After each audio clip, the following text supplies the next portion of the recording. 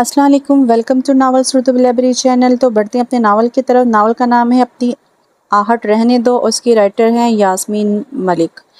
अम्मी इससे रोके प्लीज़, इसे इस तरह नहीं जाना चाहिए। अम्मी मुझे माफ़ी मांगनी नहीं आती।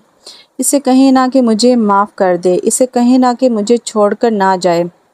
इनके भी आंसू रवा दवा थे, इनसे भी इनकी ये हालत देखी नहीं जाती थी। इसे रोके ना अम्मी, अम्मी अम्मी। अचानक से गिरने की आवाज़ आई, सब इसकी तरफ दौड़ पड़े। कोई इसको उठाए, ये तो बेहोश पड़ा है। इसके इर्द गिर्द मजमा जमा हो चुका था। मजमे से ही आवाज़ आई थी, पीछे हटो सब। एक रौबदार आवाज़ गूंजी, वो इसकी तरफ ही आ रही थी। किसी के पास पानी है? सवाल किया गया। जी मेरे पास है। जवाब के साथ ही पानी पकड़ा भी दिया गया। इसने ये पानी बेहोश पड़े अरमान पर उंडेल दिया। अरे अरे अरे, ये क्या कर रही हो? वो हल्काने लगा। शाबाश, अब उठो, सर जुनेद का लेक्चर शुरू होने वाला है। उठ उठकर तैयारी कर लो, वो रौबदार अंदाज से बोली। एक तो सर जुनेद और इनकी चमची दोनों आराम से सोने नहीं देते। वो बेजार से अंदाज में गोया हुआ। आराम ही नहीं बल्कि सो भी सकता है, मगर घर जाकर यहाँ नहीं। ये यूनिवर्सिटी है, घर नहीं। वो फिर से बोली। उठता हूँ, अब बस भी करो अपना लेक्चर, अभी सर जुनेद का को भी सुनना है। वो मज़ीद बेजारी दिखाने लगा। उठो, नहीं तो और पानी लाकर तुम्हें यही नहला दूंगी। इसने गोया धमकी दी। अच्छा अच्छा चलता हूँ, तुम कहाँ सोने सुकून करने दोगी? इसने उठने में ही आफियत जानी, क्योंकि इससे कुछ बैद ना था कि जो कह रही थी वो कर भी गुजरती। आहिस्ता सा रश कम होने लगा, मगर वो वहीं थी। वो इसको देखकर मुस्कुराई, वो भी मुस्कुरा दिया तो वो चल दी। अरमान कहाँ हो? अरमाना की आवाज़ आई। यहाँ हूँ, टीवी लॉन्च में आ जाओ। और माँ ने वहीं से आवाज़ लगाई। तुमने मेरे नोट्स लिए थे, कहाँ हैं? अभी तक वापस नहीं किए तुमने? इसने आते ही इसकी खबर ली। कौन से नोट्स? इसने डरमाई अंदाज अपनाया।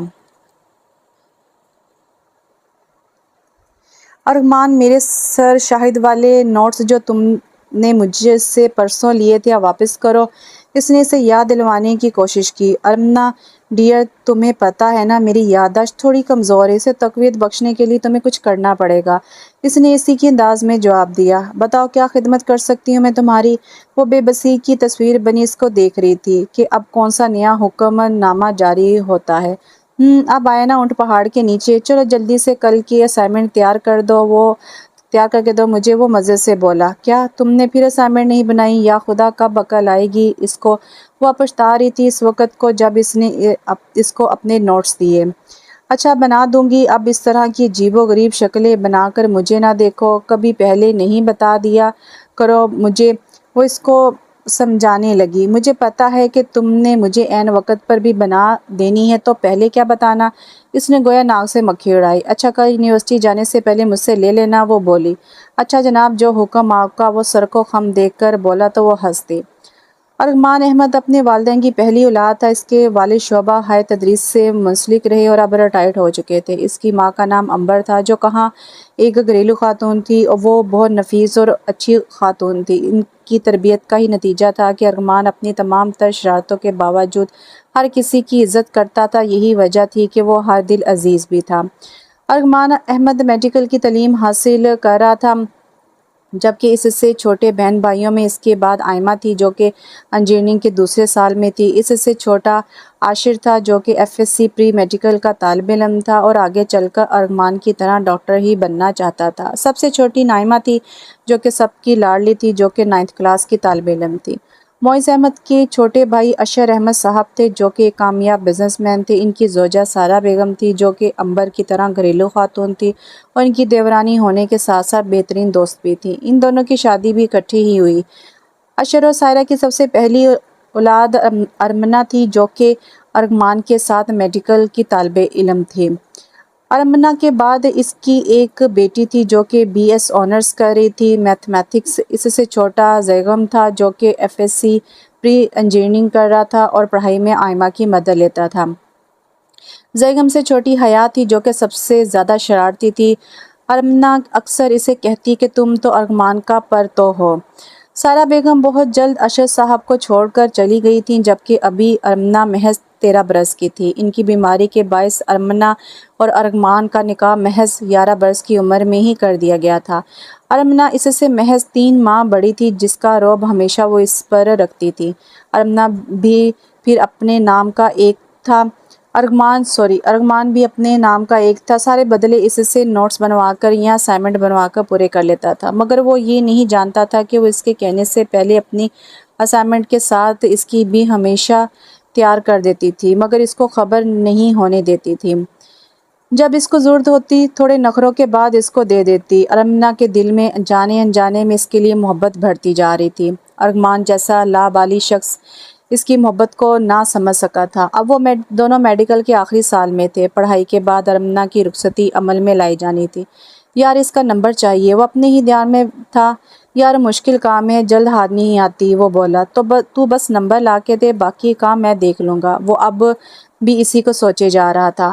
تم صرف میری ہو، صرف میری، اس نے اپنے خیالوں میں اس کو مخاطب کر کے کہا۔ چل اب اٹھ، چل کر لیکچر لیں، نہیں تو ڈانٹ پکی ہے۔ دونوں کہکا لگا کر ہنس پڑے۔ ارمنا بیٹا، سارا بیگم نے اس کو آواز دی۔ جی امی جان، وہ دوڑی چلی آئی۔ کمرے میں موجود نفوس کو دیکھ کر کچھ حیران ہوئی۔ اس کی امی کے کمرے میں اس کے امی ابو کے علاوہ تایا تائی اور پھپھو بھی موجود تھی، اور اجازت لے کر اندر داخل ہوئی۔ سارا بیگم پیار سے اسے اپنے ساتھ لگاتے ہوئے گویا ہوئی، میری بیٹی اسکول سے آ کر تھک گئی ہوگی؟ انہوں نے اس سے پوچھا۔ جی امی آج بہت تھک گئی ہوں۔ کھانا کھا لیا آپ نے بٹیا؟ انہوں نے پھر سے پوچھا۔ جی امی، وہ بولی۔ میری بیٹی بہت سمجھدار ہے نا؟ جی امی بہت۔ تو امی کی جان امی کی بات بھی مانے گی نا؟ انہوں نے بہت مان سے اسے سوال کیا تھا۔ جی امی آپ حکم تو کریں، وہ بھی پیار بھرے انداز میں ان کا مان بڑھانے لگی۔ آپ کو پتہ ہے نا کہ آپ کی امی جان بہت بیمار رہتی ہیں؟ اب کے اس کے بڑے ابو بولے۔ جی بڑے ابو۔ تو اپنی بیمار ماں کی خواہش پوری کرو گی؟ وہ بولی۔ کیسی خواہش بڑے ابو؟ اس نے پوچھا۔ ہم سب چاہتے ہیں کہ تمہارا اور ارغمان کا نکاح کر دیا جائے۔ آپ کی امی کی خواہش ہے کہ وہ آپ کو ایک بار اپنی زندگی میں دلہن بنے دیکھنا چاہتی ہیں، وہ دکھی لہجے میں بولے۔ وہ تو ٹھیک ہے بڑے ابو، مگر میری امی کو کچھ نہیں ہوگا، وہ دکھی لہجے میں بولی۔ سب کی آنکھوں سے آنسو نکل پڑے۔ اسی شام وہ ارمنا اشر سے ارمنا ارغمان بن گئی۔ آگے قدرت کو کیا منظور تھا کوئی نہیں جانتا تھا۔ ارمنا جلدی تیار ہو جاؤ، ہم کھانا کھانے باہر جا رہے ہیں، وہ بولا۔ ارے لیکن ارغمان، باہر تو اچھی خاصی گرمی ہے، میں تو نہیں جا رہی باہر، وہ بولی۔ میں نے کہہ دیا نا کہ ہم جا رہے ہیں تو جا رہے ہیں، وہ حکمانہ انداز میں بولا۔ میں کہیں نہیں جا رہی، تم اپنے عجیب و غریب دوستوں کو لے جاؤ، نہ میرا سر نہ کھاؤ۔ تمہیں پتہ ہے نا سر جنید نے کل اسائنمنٹ دکھنی ہے، مجھے بنانے دو، جاؤ۔ وہ بھی اتنی جلدی کہاں ماننے والی تھی۔ تم چل رہی ہو کہ میں تم پر پانی لا کر پھینکوں اور تمہیں اور تمہاری اسائنمنٹ دونوں کو دھو دوں؟ اسے اس دن کا غصہ اب بھی تھا۔ اچھا بابا چل رہی ہوں، اب انتظار کرنا، آتی ہوں تیار ہو کر۔ ریسٹورنٹ پہنچ کر وہ دونوں وال کے ساتھ والی ٹیبل پر بیٹھ گئے۔ وال شیشے کی بنی تھی جس سے باہر سے گزرتے لوگ نظر آ رہے تھے۔ اب بولو کیوں لائے ہو مجھے یہاں؟ اس نے پوچھا۔ ایک بہت اہم بات ہے، پہلے کھانا کھا لیں پھر بتاتا ہوں۔ یہ کہہ کر اس نے ویٹر کو بلا کر آرڈر لکھوایا اور باہر دیکھنے لگا۔ اب کیا میں تب تک تمہارا منہ دیکھوں گی؟ وہ بھڑکی۔ ارے اطمینان سے ٹھہرو تو صحیح، کچھ بتانا ہے تمہیں، لگتا ہے تمہارا بتانے کا ارادہ نہیں ہے۔ میں چلتی ہوں پھر، وہ اٹھتے ہوئے بولی اور باہر کی طرف چل دی۔ ارے رکو تو صحیح یار، وہ دیکھ کر سامنے وہ دوڑ کر اس تک پہنچا اور اس کو پکڑ لیا۔ اپنا خیال رکھا کرو، اپنے لیے نہیں تو میری خاطر۔ اس نے اس کی کان میں سرگوشی کی۔ ارمنا اس کو دیکھ کر ہی رہ گئی، وہ آگے کو چل دی تو وہ پیچھے پیچھے اس کے لپکا۔ ارمنا رکو یار، آ رہا ہوں میں، وہ آوازیں دیتا رہ گیا اور وہ ٹیکسی میں بیٹھ کر گھر کو چل دی۔ ارغمان بھی اس کے پیچھے ہو لیا۔ یار ایک کام کہا تھا تم سے، وہ بھی نہیں ہو سکا تم سے، وہ بیزار سا بول رہا تھا۔ کیا کروں یار، اس تک پہنچنے کے لیے کسی لڑکی سے بات کرنی پڑی ہے، اور تم تو جانتے ہو ہماری کلاس میں کوئی لڑکی بھی لڑکوں سے بات نہیں کرتی۔ یار اس کی کسی دوست کو ہی پکڑ لو، وہ بھی اپنے نام کا ہی ایک تھا۔ میرے بھائی یہ نیک کام تم خود کیوں انجام نہیں دیتے؟ وہ بھی اسی لہجے میں بولا۔ ٹھیک ہے खुद ही करूँगा और तुम्हें शादी पर भी नहीं बुलवाऊंगा।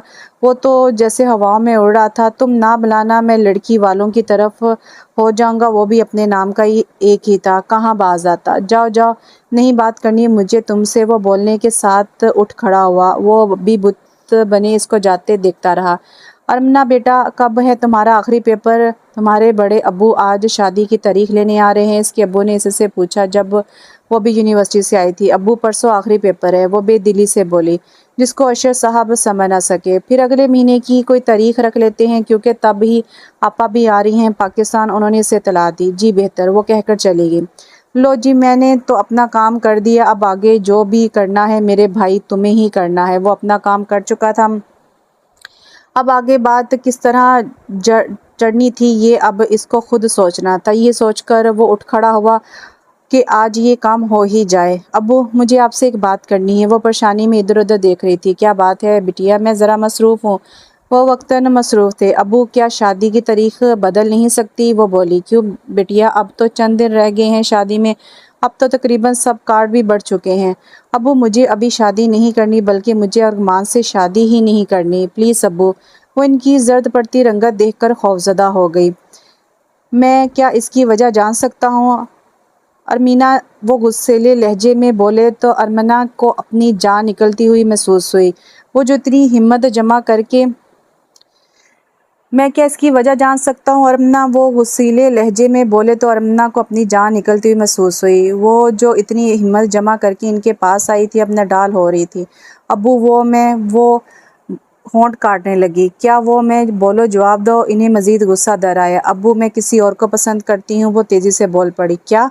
वो बेयकीनी से इसकी तरफ देख रहे थे। ये इनकी पहली और सबसे लाडली बेटी थी और शादी से महज 10 दिन पहले शादी से इनकार कर रही थी। ये कहकर वो किसी और को पसंद करती है। अब्बू प्लीज़, मैं सिर्फ इसी से शादी करूँगी। वो बोली। कौन है वो मनहूस जिसने हमारे आंगन में आग लगाई है? बताओ मुझे। वो गुस्से से गराए। वो हमारा क्लास फेलो है। वो हल्काई चटाख। वो जब्त छोड़े बैठे और अपनी सबसे लाडली बेटी पे हाथ उठा दिया। वो कई लम्हे बेयकीनी से अपने बाप को देखती रही। वो बाप जिसने कभी इससे सख्त लहजे में बात नहीं की थी, आज इस बाप ने इसे थप्पड़ मारा। चली जाओ मेरे सामने से। शादी तो तुम्हारी अरमान से ही होगी, चाहे जो भी हो जाए। वो खासे तपे हुए थे। नहीं हो सकती हमारी शादी अब। वो जैसे खुद कलामी कर रही हो। क्यों नहीं हो सकती? होगी आज और अभी रुखसत करता हूँ तुम्हें मैं। वो अटल लहजे में बोले। नहीं हो सकती ये शादी, क्योंकि मैं अरमान से तलाक ले चुकी हूँ। इसने इनके सर पर गोया बम फोड़ा। क्या? तुम हमारी इज्जत को पूरी तरह से तार तार कर चुकी हो? इसका मतलब ये है? वो तड़प कर बोले। आप जो समझना चाहें समझे, मगर हकीकत यही है। और हाँ अहमद, कुछ रोज़ तक अपनी फैमिली के हमरा मेरा रिश्ता लेकर आ रहे हैं। वो आज शायद हर हद फैलाना चाहती थी। नहीं नहीं, इससे तो मैं मरकर भी तुम्हारी शादी नहीं करूँगा। तुम्हारी शादी इन 10 दिन से पहले ही करूँगा, मगर किसी और के साथ। वो गराए। अचानक इनको दिल की तकलीफ महसूस हुई और वो कुर्सी का सहारा लेने लगे। अब्बू, अरमना चीख कर इनकी तरफ दौड़ी, मगर हयात ने इसे रोक दिया। आगे मत बढ़िएगा, हम अब्बू को संभाल सकते हैं। वो न जाने कब से दरवाजे में खड़ी इसकी और अपने बाप की बातें सुन रही थी। इसने इनको पकड़ा और लाकर बेड पर लटाया। अरमना जल्दी से अपना फर्स्ट एड बॉक्स ले आई। इसकी अब की बार हयात ने कोई मजम्मत ना की। इन्हें फ़ौरन अस्पताल ले जाना होगा। जैगम को बुला लाओ। हयात जैगम को बुलाने दौड़ी। हयात के जाने के बाद वो अपने बाप के पास आई। अब्बू उठे ना प्लीज़, आप जो कहेंगे वही करूँगी। आप जिससे कहेंगे शादी करूँगी। अब्बू उठे ना। वो रो दी। आपी क्या हुआ अब्बू को? जैगम ने आते पूछा। भाई आप इनसे कुछ मत पूछें, अब्बू को लेकर चलें। हयात नफ़र से बोली। अब्बू को हार्ट अटैक हुआ है। वो बोली। आप ही ज़िम्मेदार हैं इन सब की, याद रखिएगा। अब्बू को खुदा ना खास्ता कुछ हुआ तो आपको कभी माफ़ नहीं करूँगी। वो चलाई। हयात, क्या कह रही हो तुम और किस लहजे में आप ही से बात कर रही हो? जैगम भड़क उठा। मैं इसी लहजे में बात कर रही हूँ जिस लहजे में ये अब्बू से बात कर रही थी। वो बोली। जैगम, तुम अब्बू को लेकर चलो जल्दी, हमारे पास वक्त नहीं है। वो बोली। वो लोग अस्पताल पहुँचे तो डॉक्टर असजद फ़ौरन इस केस को देखने पहुँच गए। अरमना मुसलसल रो रही थी और दुआ मांगी जा रही थी। आधे घंटे बाद एक नर्स बाहर आई और बोली। आप में से जैगम कौन है? जैगम आगे बढ़ा और बोला। जी मैं हूँ, आपके वालिद आपको बुला रहे हैं। वो इसके पीछे पीछे अंदर चला गया। आप साथ क्यों आई हैं? आपकी वजह से अब्बू की ये हालत हुई है। चली जाएं यहाँ से। हयात भड़क उठी। آپ کو کس نے حق دیا کہ آپ ابو کے ساتھ یوں کریں؟ میں آپ کو کبھی معاف نہیں کروں گی۔ وہ رونے لگی۔ حیات میری جان، وہ کچھ بولنا چاہتی تھی مگر حیات نے اس کی بات کاٹ دی۔ نہیں سنی مجھے آپ کی کوئی بات، چلی جائے یہاں سے آپ۔ وہ چلائی۔ ارمنا بے یقینی کی کیفیت سے دوچارے سے دیکھے گی۔ جائیں۔ اب وہ باقاعدہ اس کو اٹھانے لگی۔ ارمنا اٹھ کر دوسرے بینچ پر بیٹھ گئی۔ اس کے آنسوؤں میں روانی تھی۔ جب بیگم کمرے میں داخل ہوا تو اشرف صاحب کے آنسوؤں سے تر زرد چہرے کو دیکھ کر اس کے ہوش اڑ گئے۔ بیگم کمرے سے باہر آیا تو ارمنا دوڑ کر اس کے پاس گئی۔ بیگم کہاں کیا کہہ رہے ہیں ابو؟ وہ ٹھیک تو ہے نا؟ وہ پریشانی بھرے لہجے میں بولی۔ حیات تم گاڑی کے پاس چلو، ہم آتے ہیں۔ بیگم بولا نہیں میں کہیں نہیں جا رہی، جو بات ہے میرے سامنے کریں۔ اس کا لہجہ اٹل تھا۔ آپ نے ابو سے کیا کہا تھا؟ اور جو کچھ کہا اس کا ہی یہ انجام ہے۔ وہ بہت ضبط سے بولا۔ اس کے آنسو روا تھے۔ کیوں کیا آپ نے یہ سب؟ کیوں؟ وہ سخت گیر لہجے میں بولا۔ آپ کو پتہ ہے نا کہ ابو آپ سے کتنا پیار کرتے ہیں، تو ان کے پیار کا یہ صلہ کیوں دیا آپ نے؟ وہ اس کے لہجے پہ حیران تھی۔ اب آپ کی اس حرکت کے بعد کون کرے گا شادی آپ سے؟ بولیں۔ وہ حیرانی سے اپنے چھوٹے بہن بھائی کو دیکھ رہی تھی۔ مجھے کچھ نہیں کہنا، اپنی صفائی میں ابو سے کہو کہ مجھے جو سزا دینا چاہیں دے دیں، میں اف تک نہیں کروں گی۔ وہ بول کر وہاں سے رکی نہیں اور خاموشی سے بینچ پر جا کر بیٹھ گئی۔ یا اللہ میری مدد فرما، وہ دعائی انداز میں دھیرے سے بولی۔ بیگم حیات کو گھر چھوڑنے چلا گیا۔ وہ وہیں بیٹھ کر اپنے ٹوٹے خوابوں کو جوڑنے لگی۔ کیسے ہیں ابو؟ اور مجھے کیوں نہیں جگایا؟ رات کو تم لوگوں نے، یہ مشل تھی جو صبح ہی جاگی تھی۔ بیگم اس کو تمام تر صورتحال سے آگاہ کیا۔ اس نے ٹھنڈی آہ بھری۔ آپ کو آپی پر ذرا غصہ نہیں آیا؟ حیات نے پوچھا۔ حیات تم اپنے کمرے میں جاؤ، بیگم تم مجھے ہسپتال لے کر چلو۔ وہ چل پڑی تو بیگم بھی اس کے پیچھے ہو لیا۔ ہسپتال پہنچے تو اشرف صاحب کو پرائیویٹ روم میں شفٹ کر دیا گیا اور ارمنا ان کے قریب کرسی پر بیٹھی تھی۔ ارمنا اٹھ باہر چلی گئی تو مشل بھی اس کے پیچھے لپکی۔ کیوں کر رہی ہو تم یہ سب؟ کیا مل رہا ہے تمہیں؟ یہ سب کر کے منع بھی کیا تھا تمہیں یہ سب مت کرو۔ نہیں باز آئی نا تم؟ ابو کی اس حالت کی ذمہ دار تم ہو۔ وہ بولی۔ میں تمہیں معاف نہیں کروں گی۔ تم نے سوچا اس سب کے بعد تمہارے ساتھ کیا ہوگا؟ وہ اسے آئینہ دکھا رہی تھی۔ مگر نہیں، تمہارے سر پر تو ایک جنون سوار تھا نا، اب خوش ہو جاؤ۔ اس کے آنسو بے قابو ہو گئے۔ وہ اس کے کندھے پر سر رکھ کر رونے لگی۔ کیوں کر رہی ہو یہ سب؟ مت تکلیف میں ڈالو کسی کو بھی۔ ارمنا وہ سسک اٹھی۔ مان جاؤ میری بات۔ وہ بہن کے گلے کے گرد بازو حائل کر کے بولی۔ میں اب کچھ نہیں کر سکتی۔ ساتھ ہی سسکیوں کی آواز بلند ہو گئی۔ وہ اب اس کا پیچھا کرتا ہوا آہستہ آہستہ چل رہا تھا۔ وہ اب کے یونیورسٹی کی کینٹین تک گئی جہاں سب کچھ اس کے پلان کے مطابق تیار تھا۔ وہ بہت خوش تھا، آج اس کا کام ہو جانا تھا۔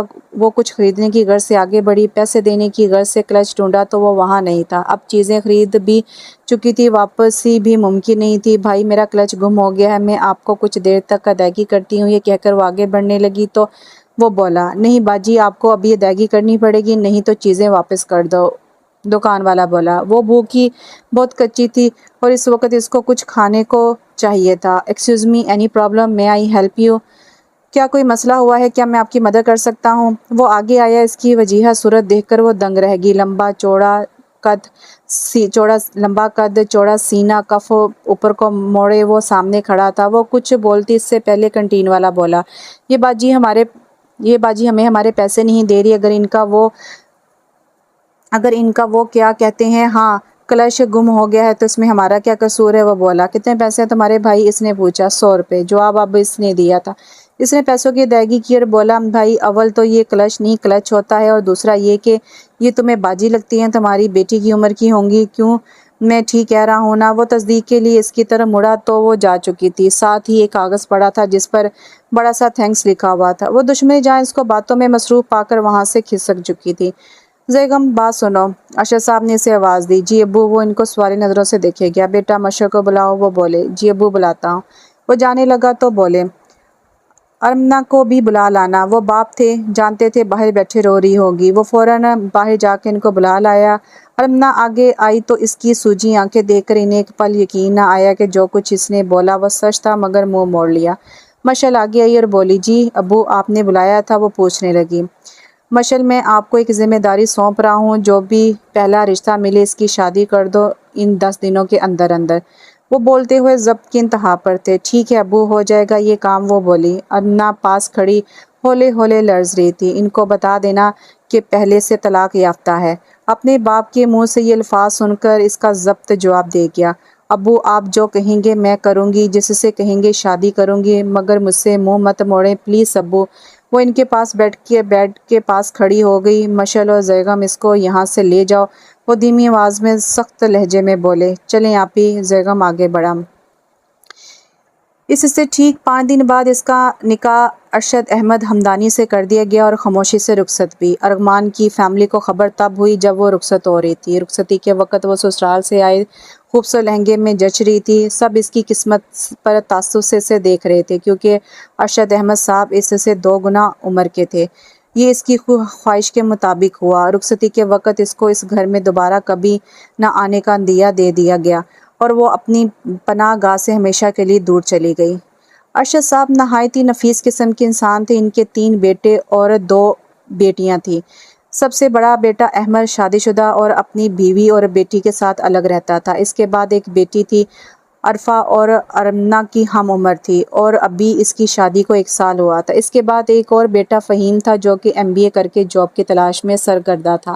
اس سے چھوٹا عامر تھا جو کہ ابھی MBA کر رہا تھا۔ اس سے چھوٹی مریم تھی جو میڈیکل کے پہلے سال میں تھی۔ یہ فیملی بھی اس کی فیملی کی طرح پڑھی لکھی تھی۔ ان کی عمروں میں اچھا خاصا فرق تھا۔ ارشد کے گھر والوں نے اس سب کے باوجود بھی اسے اتنا اچھا رسپانس دیا۔ اس سے رسموں کے بعد اس کے کمرے میں پہنچا دیا گیا۔ وہ اس کمرے کی کشیدگی اور وہاں کے مکین کی نفاست کو داد دیے بغیر نہ رہ سکی۔ وہ ابھی انہی سوچوں میں غرق تھی کہ ہلکے سے دروازہ کھٹکا۔ اس نے اپنا گھونگھٹ درست کیا اور آنے والے کا انتظار کرنے لگی۔ وہ بیڈ کے قریب آ کر رکے اور اس پر بیٹھ گئے۔ السلام علیکم، وہ بولے۔ وعلیکم السلام، ارمنا نے جواب دیا۔ میں آپ سے صرف ایک بات کہنا چاہوں گا کہ مجھے آپ کی پچھلی زندگی سے کچھ سروکار نہیں۔ کیا ہوا، کیوں ہوا، کیسے ہوا، میں بس اپنی اور آپ کی آنے والی زندگی پرسکون دیکھنا چاہتا ہوں۔ اس سب کے لیے امید ہے کہ آپ بھی میرا بھرپور ساتھ دیں گی اور مجھے مایوس نہیں کریں گی۔ پھر وہ تمام رات انہوں نے اس سے زندگی کی تلخیوں کو بھلانے میں صرف کر دی۔ پھر وہ وقت آیا جب اس کو اس کے گھر واپس آنا پڑا جہاں اس کے آنے کی پابندی تھی۔ ارشد احمد کی وفات ہو گئی جبکہ اس کا ایک بیٹا اور ایک بیٹی تھی۔ جب وہ گھر تک آئے تو اس گھر سے جڑی بہت سی یادیں بھی ساتھ آ گئیں۔ وہ بہت خوش تھی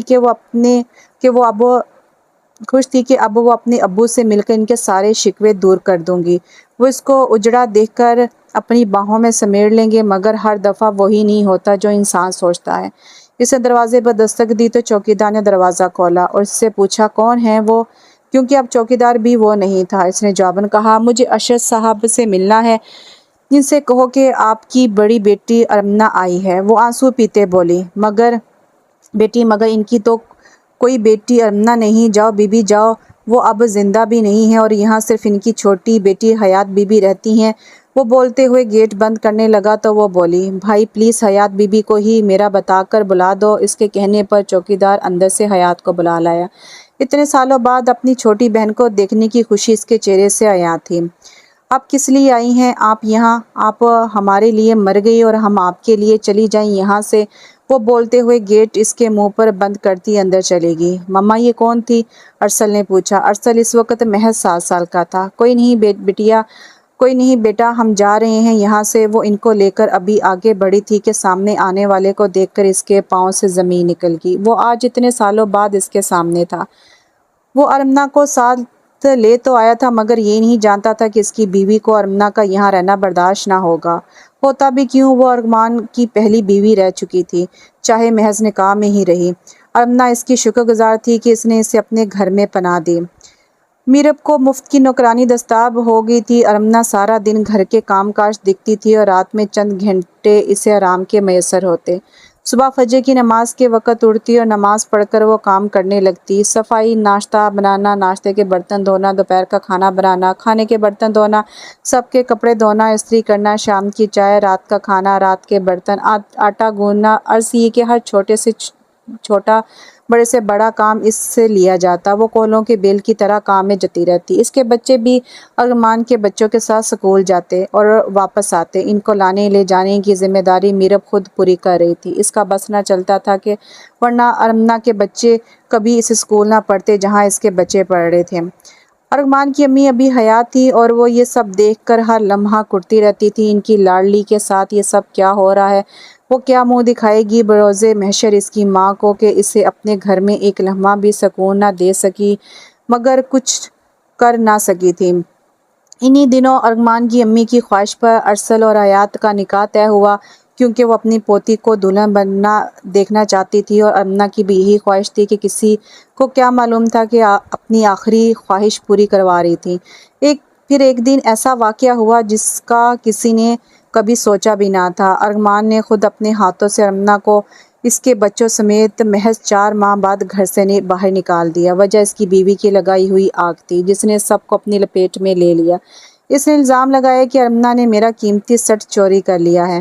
ارمان جو پہلے ہی کچھ پریشان تھا، اس نے تیش میں آ کر ارمنا کو گھر سے باہر نکال کیا، بغیر یہ سوچے کہ وہ اتنی رات گئے 2 چھوٹے بچوں کے ساتھ کہاں جائے گی۔ اس کی طبیعت بھی ٹھیک نہ تھی۔ وہاں سے چند قدم ہی چلے تھے کہ ارمنا چکرا کر گر پڑی۔ ارسل گھر کی طرف دوڑا اور بے قراری سے دروازہ پیٹنے لگا۔ انکل پلیز دروازہ کھولیں، امی کو نہ جانے کیا ہو گیا۔ وہ پریشانی میں بار بار دروازہ کھٹکھٹا رہا تھا۔ اندر سے ارمان نے جب اس کی آواز سنی تو فوراً باہر لپکا اور اسے لے کر اسپتال پہنچا، جہاں پر اسے فوراً داخل کر لیا گیا۔ فیمیل ڈاکٹر ڈیوٹی پر موجود تھی۔ ارمان نے انہیں ارمنا کو دیکھنے کا کہا۔ ان کا آپریٹ ہوگا، نہیں تو ان کے ساتھ ساتھ بچی کی بھی جان خطرے میں ہوگی، وہ بولے۔ ارمان نے فوراً فارم فل کر کے دستخط کر دیے۔ کچھ آدھے گھنٹے بعد خوشی کے ساتھ ساتھ غم کی خبر ملی کہ ارمنا تو وفات پا گئی، مگر اس کی بیٹی ہوئی تھی۔ خوشی اور غم کی ملی جلی کیفیت تھی۔ ارمنا کی ڈیڈ باڈی لے کر ارمان اپنے گھر آ گیا۔ ارسل نے ارمنا کی ڈائری سے نمبر دیکھ کر اپنے بڑے بہن بھائیوں کو بھی بلوا لیا۔ وہ سب بھی آ گئے اور میت کا کندھا دیا۔ آج ارمان کو بہت کچھ یاد آیا، ہر وہ دن جب ارمنا نے اس کے منہ سے نکلتے ہی بات پوری کی، وہ دن جب ارمنا نے اس پر پانی پھینکا۔ پانی دینے والی کوئی اور نہیں، میرب ہی تھی۔ ارمان کی محبت اس کو پریشان کرنے کو ہی تو اس نے بے ہوش ہونے کا ڈرامہ کیا، جس کا فلاپ سین ارمنا نے آ کر کیا۔ وہ جان گئی تھی کہ وہ یہ سب ڈرامے کر رہا ہے۔ پھر جب وہ اس کو ریسٹورنٹ کھانے پر لے کر گیا، تب وہ اس کو میرب سے اپنی محبت کی بابت ہی بتانا چاہتا تھا، مگر اس دوران اسے ارمنا کے پیچھے جاتے جاتے اچانک میرب نظر آئی، جس کے بالکل پاس ایک گاڑی آ کر اس کو کچلنے والی تھی۔ ارمان نے اسے اپنی طرف کھینچ کر بچایا، جبکہ ارمنا یہ منظر دور کھڑے دیکھ رہی تھی۔ اس دن کے بعد اس نے ارمان سے ملنا اور بات کرنا چھوڑ دیا تھا۔ وہ بلاتا تو ہوں ہاں میں جواب دے دیتی۔ پھر ارمنا کی رخصتی کی بات چلی اور ارمنا بہت خوش تھی کہ اب وہ ہمیشہ کے لیے اس کے پاس چلی جائے گی، مگر شومیئی قسمت کہ وہ خوشی بھی چند لمحوں کی مہمان نکلی۔ آخری پری پریکٹیکل سے ایک رات قبل ارمنا کے لیے ارمان کا فون آیا، جس نے اس کی ساری خوشیاں تباہ کر دیں۔ السلام علیکم ارمنا، ارمان کی آواز آئی۔ ہاں ارمان بولو، اس نے پوچھا۔ ارمنا، تم سب جانتے ہوئے بھی کیسے مجھ سے شادی کر سکتی ہو؟ اس کا انداز بہت عجیب تھا۔ کیا مطلب ہے تمہارا ارمان؟ ہمارا نکاح بچپن میں ہوا تھا اور یہ طے ہوا تھا کہ پڑھائی مکمل ہونے کے بعد رخصتی ہوگی، وہ بولی۔ کون سا نکاح؟ میں کسی ایسے نکاح کو نہیں مانتا۔ اور ایک بات اپنے دماغ میں بٹھا لو، میں تم سے شادی نہیں کروں گا اور تمہاری شادی بہت اچھی جگہ کرواؤں گا۔ اپنی کلاس کا احمد تم سے شادی کرنا چاہتا ہے اور وہ رشتے کے لیے اپنے ماں باپ کو بھیج رہا ہے، اس نے بول کر کھٹ سے فون بند کر دیا۔ وہ کافی دیر گمسم کھڑی رہی، پھر اس نے مشل کو سب بتا دیا۔ اس کی بھی وہی کیفیت تھی جو ارمنا کی تھی۔ پھر اس کے بہت منع کرنے کے باوجود اس نے ارشد سے بات کی۔ جب وہ ان کے پاس گئی تو وہ بزنس میں خسارے کے باعث بے تحاشا پریشان تھے۔ اس نے جب یہ سب ان کے گوشے گزار کیا تو وہ یہ سب برداشت نہ کر سکے اور ان کا ہارٹ فیل ہو گیا۔ اس دن حیات کے دل میں اس کے لیے نفرت کا بیج بویا گیا، جو کہ 8 برس بعد ایک تناور درخت بن چکا تھا۔ تب تک مشل شادی ہو کر بیرون ملک رہائش پذیر تھی اور زیغم اپنے بیوی بچوں کے ساتھ الگ رہتا تھا۔ یہ گھر مرتے ہوئے ارشد صاحب نے حیات کے نام کر دیا تھا، جو کہ اب یہاں اپنے میاں اور 2 بچوں کے ساتھ رہتی تھی۔ اپنی بڑی بہن سے ملنے کا اشتیاق تو حیات کو بھی تھا، مگر جو سب کچھ ہوا اس کے بعد وہ چاہ کر بھی مل نہ پائی، کیونکہ وہ ارمنا کو اپنے باپ کا قاتل مانتی تھی۔ جس دن ارمنا اس گھر سے رخصت ہوئی، ارشد صاحب کو دوسرا جان لیوا ہارٹ اٹیک ہوا اور وہ بیٹی کے غم کو سینے سے لگائے چل بسے۔ شاید وہ اس کی بے بسی کو محسوس کر چکے تھے کہ وہ بے گناہ ہے اور کسی اور کے لیے جھوٹ بول رہی ہے۔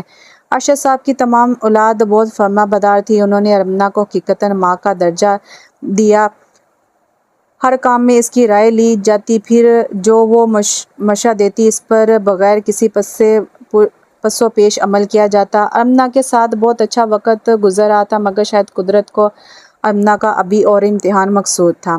ایک روز اچانک ارشد صاحب سوئے میں ہی دل کا دورہ پڑنے سے انتقال کر گئے۔ امنا نے عدت پوری کر کے اپنے گھر جانے کو ترجیح دی۔ سب نے اسے روکا کہ یہاں ہی رہیں، یہ آپ کا ہی گھر ہے، مگر وہ اپنے باپ سے معافی مانگنے کی غرض سے وہاں سے چلی گئی، مگر قدرت نے یہ موقع بھی اس سے چھین لیا۔ امنا کی میت کو جب گھر لایا گیا تو حیات بھی وہاں آئی۔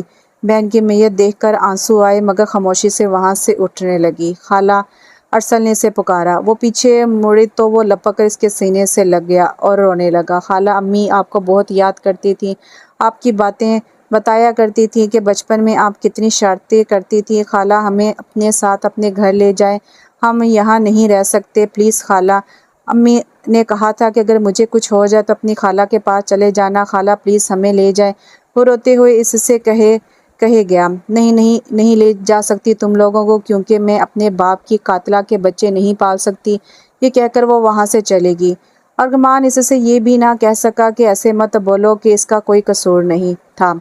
امنا بولی، ہاں بولو، کام ہو گیا؟ اس نے پوچھا۔ ہاں اب تم شادی کر سکتے ہو اپنی مرضی سے، اس نے جواب دیا۔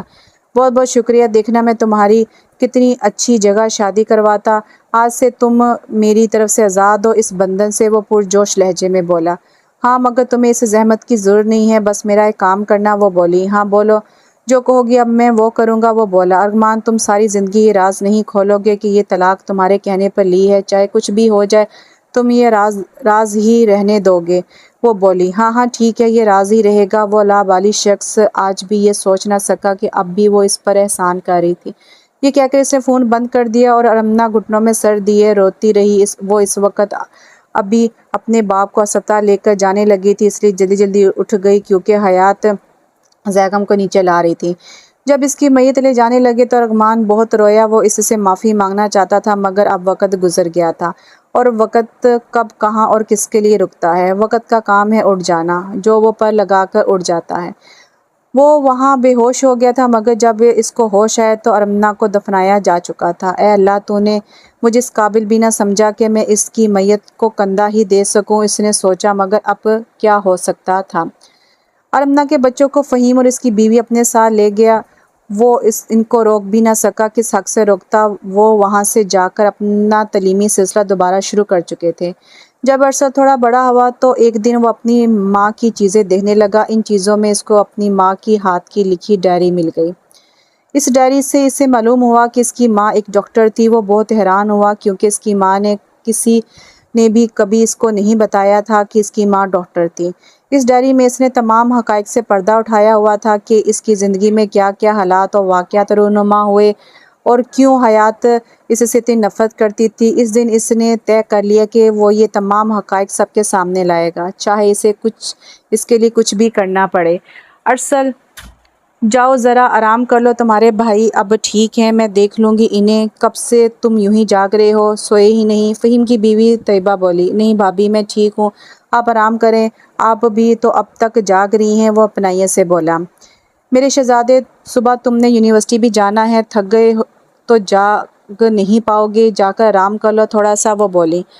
ہاں ارسل، تم جا کر اب آرام کرو، میں ٹھیک ہوں، بیماریاں تو بڑھاپے کا حصہ ہوتی ہیں، آپ کے فہیم صاحب بولے۔ کون بوڑھا کہہ رہا ہے آپ کو؟ آپ تو بس ابھی 45 کے ہیں، یہ بھی کوئی بوڑھے ہیں؟ وہ اٹھتے ہوئے بولا۔ چلیں اب آپ لوگ آرام کریں، میں بھی سونے کی کوشش کرتا ہوں، اگر نیند آ جائے۔ اب وہ باہر آ گیا۔ کمرے میں آ کر سیدھا وہ ٹیرس میں گیا۔ اس خنک موسم میں بھی کھڑے ہو کر اس کو ٹھنڈک محسوس نہیں ہو رہی تھی، کیونکہ اس کے اپنے اندر آگ کا لاوا جل رہا تھا۔ جب اندر کا موسم اچھا نہ ہو تو باہر کی بہاریں بھی خزاں جیسی لگتی ہیں۔ وہ بھی اپنے باہر کے موسم سے بے پرواہ اپنی اندر کی آگ کو بجھانے کی کوشش کر رہا تھا۔ ارسل اٹھ جاؤ، یونیورسٹی نہیں جانا؟ بھابھی کب سے نیچے ناشتے پر تمہارا انتظار کر رہی ہیں اور تم ہو کہ اٹھ ہی نہیں رہے ہو۔ اب کہ علینا نے اس کا کمبل کھینچ کر اتارا، مگر بے سود، ارسل بے ہوش پڑا تھا۔ علینا دوڑ کر نیچے سے بھائی بھابھی کو بلا لائی۔ فہیم نے اس کا بخار دیکھا تو 103 پر پہنچا ہوا تھا۔ انہوں نے تیزی سے ڈاکٹر عارف کو فون ملایا اور ان کو گھر بلایا۔ اس نے کسی بات کی بہت زیادہ ٹینشن لی ہے جس کی وجہ سے اس کی یہ حالت ہوئی ہے، ڈاکٹر عارف نے بتایا، مگر ایسی کوئی بات بھی نہیں ہوئی کہ وہ اس طرح کی حالت میں آئے۔ طیبہ بولی۔ بھابھی آج امی کی برسی ہے۔ علینا بولی۔ اتنے سال گزرنے کے بعد بھی جب ارمنا کی برسی ہوتی اس کی یہی حالت تو ہو جاتی تھی۔ وہ حد سے زیادہ حساس ہو گیا تھا۔ میں اس کے لیے کھچڑی بناتی ہوں، تم کالج کے لیے تیار ہو جا، تمہارے بھیا تمہیں چھوڑ آئیں گے، وہ پیار بھرے لہجے میں بولی۔ وہ اٹھ کر تیار ہونے چلی گئی۔ واپسی پر گھر میں قرآن خوانی کروائی گئی اور اس میں محلے دار اور گھر والے شامل تھے، جبکہ ارمنا اور ارسل کے خاندان میں سے کوئی شامل نہ تھا۔ ان 12 سالوں میں ہمیشہ یوں ہی ہوتا آیا تھا، نہ کوئی یہاں سے وہاں گیا اور نہ ہی کوئی وہاں سے آیا۔ اگلے دن جو ہی ارسل یونیورسٹی پہنچا، وہ دوڑ کر اس کے پاس آئی، مگر ارسل اس کی طرف دیکھے بغیر آگے بڑھ گیا۔ یہ اس کے لیے پریشان کن بات تھی، کیونکہ آج سے پہلے کبھی ایسا نہیں ہوا تھا۔ ارسل، کیا ہوا؟ تم کل یونیورسٹی بھی نہیں آئے اور آج آئے تو یہاں آ گئے، میری طرف دیکھا بھی نہیں، تمہیں میری پریشانی کا کوئی اندازہ نہیں ہے؟ وہ پریشان کن لہجے میں بولی۔ تمہیں میرے لیے پریشان ہونے کی ضرورت نہیں ہے۔ اوکے، اب میرا راستہ چھوڑو۔ ارسل اسے چھوڑ کر وہاں سے چلا گیا۔ وہ گمسم اپنی غلطی تلاش کرتی رہ گئی۔ شاید اسے بچپن کے نکاح والی بات کا غصہ ہے، اس نے سوچا۔ منا لوں گی اس کو، کوئی بات نہیں، وہ بول کر آگے بڑھ گئی۔ اس سے جان چھڑاتا ارسل سیدھا پروفیسر احمد کے آفس پہنچا۔ وہ ابھی کچھ دن پہلے ہی یہاں آئے تھے، اس کی آمد ان کے لیے حیران کن تھی۔ السلام علیکم سر، وہ اندر داخل ہوتے بولا۔ وعلیکم السلام، آئیں، وہ بولے۔ سر، مجھے آپ سے ضروری کام تھا، وہ بولا۔ آپ وہ ضروری بات کلاس میں بھی کر سکتے ہیں، وہ بولے۔ سر، پرسنل بات کرنی تھی، وہ بولا۔ پرسنل بات مجھ سے؟ وہ حیران ہوئے۔ اس پر جو اس نے جواب دیا، اس نے ان کو حیران کر کے رکھ دیا۔ ارمان، بات سنو میری، وہ بولا۔ ہاں بولو، اس نے جواب دیا۔ ارمان، میں ارمینا کے بارے میں کچھ پوچھنا چاہتا ہوں، وہ بولا۔ کیا پوچھنا چاہتے ہو؟ اس نے پوچھا۔ ارمنا کی کوئی منگنی وغیرہ تو نہیں ہوئی کہیں؟ اس نے پوچھا۔ نہیں یار، نہیں ہوئی، کیوں پوچھ رہے ہو؟ اس نے پوچھا۔ میں ارمنا کا رشتہ لانا چاہتا ہوں، وہ بولا۔ ٹھیک ہے، تم لے آؤ۔ اس کا لہجہ بہت عجیب تھا۔ آج ارمنا اشر کو جانتے ہیں آپ؟ ارمنا اشر کو جانتے ہیں؟ اس نے پوچھا۔ ارمنا؟ مگر تم کیوں پوچھ رہے ہو؟ وہ بولے۔ کیونکہ میں ان کا بیٹا ہوں۔ اس نے گویا ان کے سر پر بم پھوڑا۔ اوہ! ارسل آج اسی یونیورسٹی میں میڈیکل کا اسٹوڈنٹ تھا جہاں کئی سال پہلے اس کی ماں پڑھتی تھی۔ یہ وہی احمد تھا جو کہ ارمنا کا رشتہ لانا چاہتے تھے۔ جب انہوں نے ارمنا کے بارے میں ارغمان سے پوچھا تھا، تب ارمنا کی رخصتی کی بات چل رہی تھی اور ارغمان نے اس سے جان چھڑانے کی خاطر اسے یہ نہ بتایا کہ وہ میری منکوحہ ہے۔ میں آپ سے یہ پوچھ سکتا ہوں کہ یہ جانتے ہوئے بھی کہ میری ماں ارغمان صاحبہ کی منکوحہ ہے، آپ نے انہیں شادی کا پیغام کیوں بھجوایا؟ اس نے پوچھا۔ کیا ارمنا ارغمان کی منکوحہ تھی؟ اب کہ وہ حیران ہوئے اور تب سے کہ اپنی اور ارغمان کی ہونے والی گفتگو بتا دی۔ میں نہیں جانتا تھا کہ ارمنا اور ارغمان کی منکوحہ ہے، وہ بولا۔ یعنی ارغمان صاحب نے آپ سے جھوٹ بولا؟ وہ بھی پریشان تھا۔ ہاں، اور ہاں، میں جب ارمنا کا رشتہ لے کر گیا تھا تو تمہاری خالہ نے مجھے یہ کہہ کر بھیج دیا کہ اس کی شادی ہو گئی ہے، وہ بولا۔ ہاں، ان کی شادی ہو گئی تھی میرے ابو کے ساتھ، جو ان سے عمر میں 2 گنا تھے، وہ پرسوچ لہجے میں بولا۔ مگر کیوں؟ اس سے 2 گنا عمر شخص کے ساتھ کیوں؟ انہوں نے پوچھا۔ جواباً اس نے تمام واقعات ان کے گوشے گزار کر دیے۔ وہ شرمندہ سے ہو کر رہ گئے۔ شکریہ سر، مجھے وقت دینے کا۔ وہ شکریہ ادا کرتا وہاں سے چلا گیا۔ احمد صاحب اس کے جانے کے بعد بہت دیر تک ارمنا کے بارے میں سوچتے رہے۔ میں تمہارے گھر رشتہ بھیجنا چاہتا ہوں، ارسل بولا۔ مگر ابھی میں اپنے گھر والوں کو نہیں منا سکتی، وہ بولی۔ تو تم اس بچپن کے نکاح سے ساری زندگی بندھے رہنا چاہتی ہو؟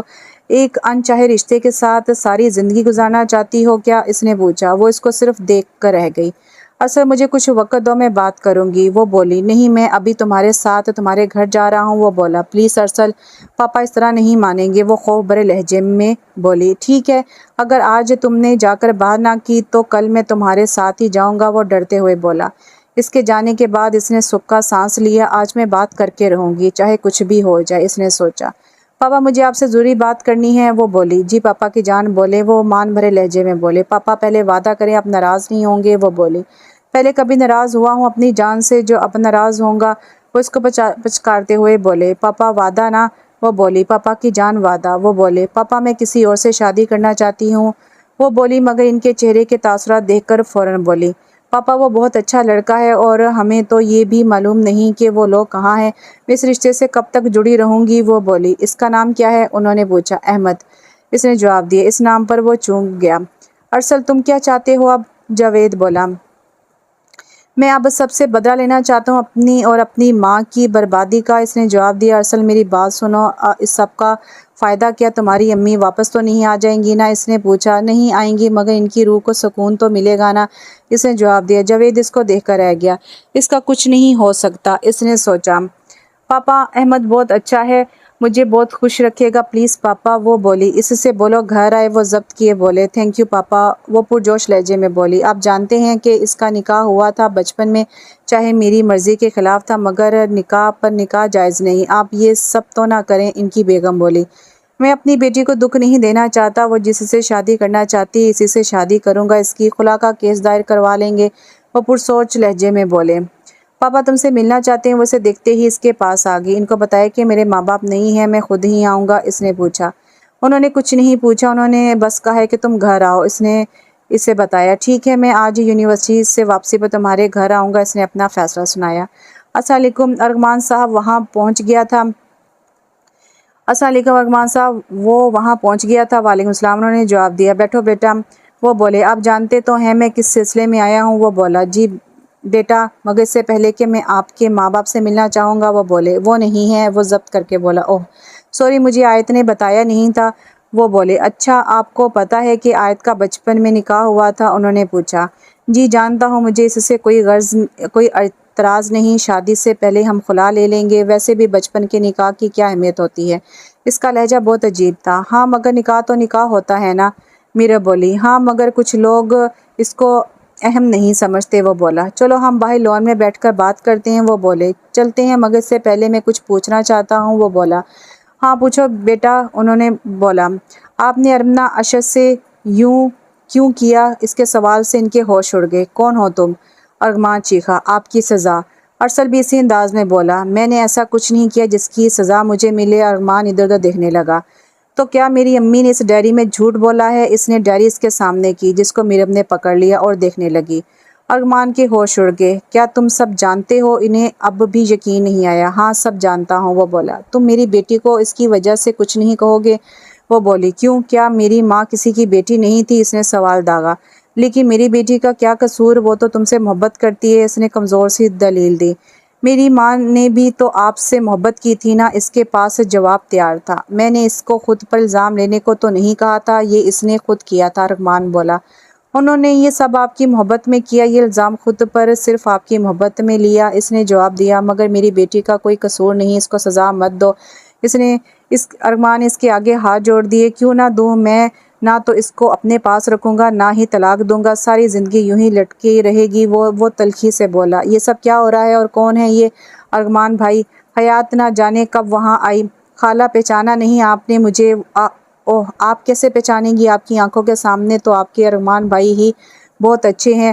ارسل اس کی طرف مڑا۔ ارسل تم یہاں؟ اس نے اسے فوراً پہچان لیا۔ ہاں خالہ، میں ہی وہ بد نصیب ہوں جو بچپن میں ہی اپنے ماں باپ سے محروم ہو گیا، ننیال سے بھی محروم ہو گیا۔ یہ تو اچھا تھا کہ میرے بڑے بہن بھائی بہت اچھے تھے، انہوں نے مجھے اور میری بہنوں کو سنبھالا، اس نے جواب دیا۔ یہ سب کہنے کا کیا مقصد ہے تمہارا اور کیوں آئے ہو یہاں؟ اس نے پوچھا۔ خالہ آج میں حقیقت بتانے آیا ہوں، ان کی حقیقت، ان دونوں میاں بیوی کی حقیقت، اس نے جواب دیا۔ کیسی حقیقت؟ حیات نے پوچھا۔ وہی حقیقت جس کو آپ نہیں جانتی، ارسل نے جواب دیا۔ آپ کی نظروں میں میری ماں قصوروار تھی، مگر میری ماں نے کچھ نہیں کیا تھا، یہ سب انہوں نے میری ماں سے کروایا تھا، اس نے ان کی سمجھ آنے والے انداز کو دیکھ کر وضاحت دی۔ کیا مطلب تم یہ کہنا چاہتے ہو کہ میری ماں بے قصور اور ارغمان بھائی نے یہ سب کیا تھا؟ انہوں نے اس سے پوچھا۔ ہاں میں نے ہی اس کو کہا تھا اسے شادی کو ختم کروانے کا، کیونکہ میں اور میرب شادی کرنا چاہتے تھے۔ اب کیا؟ ارغمان بولا۔ کیا میری بہن کے ساتھ اتنا بڑا دھوکہ؟ حیات رونے لگی۔ وہ مجھے آخری وقت بھی ملنے آئی، میں نے اس کو دھتکار دیا، میں بھی ظالم نکلی، وہ کتنے مان سے آئی تھی میرے پاس، اس کے رونے میں شدت آ گئی۔ خالہ مت روئیں، مرتے مرتے آپ سب کو معاف کر گئی تھی امی، مگر میں ان سب کو معاف نہیں کروں گا، انہوں نے میری ماں کو آخری وقت میں بھی بہت تکلیف دی، میری ماں پہ چوری کا الزام لگا کے انہیں گھر سے نکالا تھا ان لوگوں نے، وہ بولا۔ کیا میری بہن پر چوری کا الزام بھی لگایا؟ خدا کا خوف نہیں آیا تم لوگوں کو؟ ظالموں، میری بہن نے کیا بگاڑا تھا تم لوگوں کا؟ اس نے ارغمان اور میرب کی طرف دیکھا۔ خالہ چلیں یہاں سے، ایسے لوگوں سے سوال جواب کرنے کا کوئی فائدہ نہیں، یہ اس قابل نہیں، ارسل بولا اور ان کو لے کر چل پڑا۔ مجھے کس چیز کی سزا دے رہے ہیں آپ؟ آیت اس کے سامنے آئی۔ تمہاری سزا کے لیے یہی کافی ہے کہ تم ارغمان احمد اور میرب ارغمان کی بیٹی ہو، یہ کہہ کر وہ آگے بڑھ گیا۔ کیوں کیا آپ نے یہ سب؟ کیوں؟ آخر میں آپ کو کبھی بھی معاف نہیں کروں گی، کبھی بھی نہیں۔ ارمان کے کانوں میں آیت کے آخری الفاظ تھوڑے بن کر برس رہے تھے۔ آیت اس وقت آئی سی یو میں زندگی اور موت کی کشمکش میں تھی۔ اسے برین ہیمریج کا مائنر اٹیک ہوا تھا۔ اے اللہ میری بیٹی کو زندگی بخش دے، اللہ میرے کیے کی سزا میری بیٹی کو نہ دے۔ اے اللہ میں تو اس عورت کو طلاق بھی دینے لگا تھا جس کی وجہ سے یہ سب ہوا تھا۔ اگر امی نہ روکتی تو میں تب ہی اسے چھوڑ دیتا جب ارمنا مری تھی۔ اے اللہ میری بیٹی کو صحت دے دے۔ کون ہو تم؟ ارمان چیخا۔ آپ کی سزا۔ جب وہ ہوش میں آئے تو اس سے میرب کا خیال آیا۔ امی امی کہاں ہیں آپ؟ ارمان بولا میں یہی ہوں بیٹا۔ عنبر بیگم بولی امی ارمان کہاں؟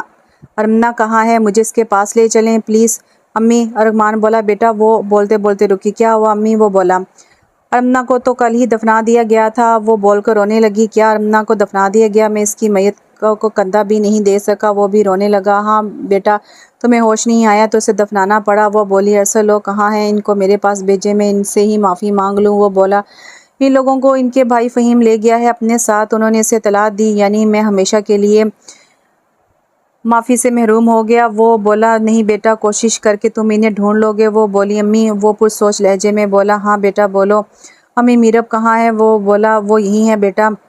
امی اسے گھر سے نکال دے، میں اس کی منحوس شکل اس گھر میں برداشت نہیں کر سکتا، اسے کہیں چلی جائے یہاں سے، میں اس کے گھر طلاق بھجوا دوں گا۔ وہ چلایا ارمان پلیز یوں نہ کریں، میں نے کیا کیا ہے؟ مجھے کس بات کی سزا دے رہے ہو؟ میرب بولی میں نے تمہاری وجہ سے ارمنا کو طلاق دی اور تمہاری ہی وجہ سے اسے گھر سے نکالا۔ وہ بولا ارمان وہ تمہاری غلطی تھی، اب میں تمہیں دوبارہ وہی غلطی نہیں دہرانے دوں گی۔ عنبر بیگم بولی امی آپ کچھ نہیں جانتی، آپ کو نہیں معلوم، اس کے کہنے پر ہی میں نے ارمنا کو طلاق دی اور اس کو اس حال تک پہنچایا۔ وہ بولا ارمان میرب مجھے سب بتا چکی ہے، وہ اپنے کیے پر نادم ہے، میں تمہیں اب وہ غلطی نہیں کرنے دوں گی جو تم نے ارمنا کے معاملے میں کی۔ وہ بولی ٹھیک ہے آپ کے کہنے پر اس کو طلاق نہیں دے رہا، مگر میں اس کو کوئی خوشی نہیں دے سکوں گا۔ یہ کہہ کر وہ اٹھ کر باہر چلا گیا۔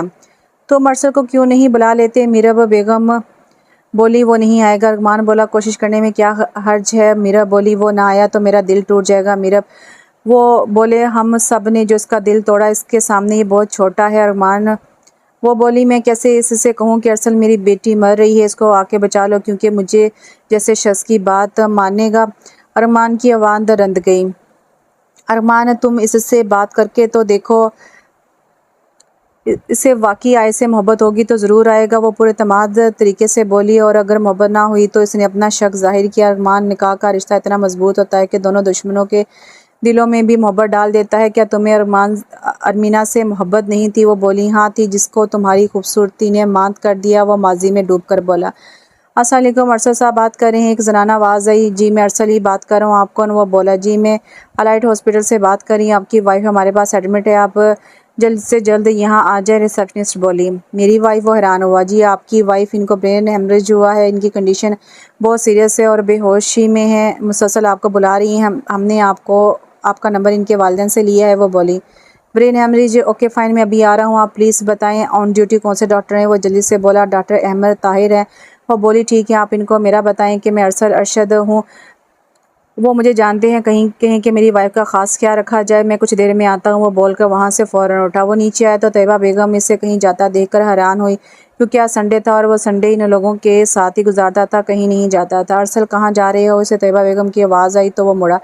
بھابھی آیت کو برین ہیمریج ہوا ہے، مجھے جانا ہوگا، اس کو میری ضرورت ہے اس وقت۔ وہ جلدی سے بولا وہ رات ہی ان کو تمام بات بتا چکا تھا اور حیات بھی ان لوگوں سے مل گئی تھی، مگر ارسل رکو بھیا کو تو آ لینے دو، ان کے ساتھ جانا۔ وہ بولی نہیں بھابھی اس وقت نہیں، میں ان کو تنگ نہیں کر سکتا۔ وہ بولا اچھا تو میں بھی تمہارے ساتھ چلتی ہوں۔ وہ بول کر اٹھی اور کچھ پیسے ساتھ پکڑ لیے کہ کہیں ضرورتی نہ پڑ جائے۔ جب وہ ہسپتال پہنچے تو ارسل سیدھا ریسیپشن کی طرف گیا۔ ایکسکیوز می، وہ بولا تو ریسیپشن پر موجود لڑکی نے اسے سر اٹھا کر دیکھا۔ جی کہیے میں آپ کی کیا خدمت کر سکتی ہوں؟ وہ بولی مس حیات ارمان کس روم میں ہے؟ اس نے پوچھا۔ جی میں ابھی دیکھتی ہوں۔ وہ بولی کچھ دیر بعد سر اٹھائے بغیر بولی یہاں اس نام کی کوئی پیشنٹ نہیں ہے، آپ دیکھیں انہیں برین ہیمریج ہوا تھا، وہ اسی ہاسپٹل ایڈمٹ ہے، مجھے یہاں سے کال آئی تھی۔ وہ پریشانی سے بولا یہاں مسز آیت ارسل ہیں؟ وہ بولی جی انہی کا پوچھ رہا ہوں، پلیز ان کا روم بتا دیں، 9 نمبر بتا دیں۔ اس سے خوشگوار حیرت ہوئی۔ جی ان کا روم نمبر 30 ہے۔ وہ بولی थैंक्स वो कहकर आगे बढ़ा। तैयबा बेगम इसके पीछे चल दी। वो अभी तक नहीं आया, आप इसको खुद कॉल करते तो वो आ जाता, प्लीज़ इसको कॉल करें। मीरा बोली तुम्हें यकीन नहीं, वो लड़की कह कर तो गई है कि वो आ रहा है। वो बोले जब तक वो नहीं आएगा मुझे सुकून नहीं मिलेगा। वो बोली तुम सब्र करो, अल्लाह हमारी बेटी को सेहत देगा। वो बोला। जब वो सीढ़ियाँ चढ़कर ऊपर आए तो उसने इन दोनों की वहाँ बैठे देखा तो आगे बढ़ा। अभी वो इनके करीब पहुँचा ही था कि डॉक्टर अहमद वहाँ से बाहर निकले। वो इनके करीब आया। अहमद भाई आयत कैसी है, वो ठीक तो है ना? वो बोला। अरसल भाभी ठीक हैं, तुम परेशान ना हो, वो इस वक्त गोलियों के ज़रिए से सो रही है। वो बोले भाई मैं इसके पास जा सकता हूँ क्या? वो बोला हाँ तुम जाओ, मगर ज़्यादा बातचीत ना करना। उसका कंधा थपक कर आगे बढ़ गया।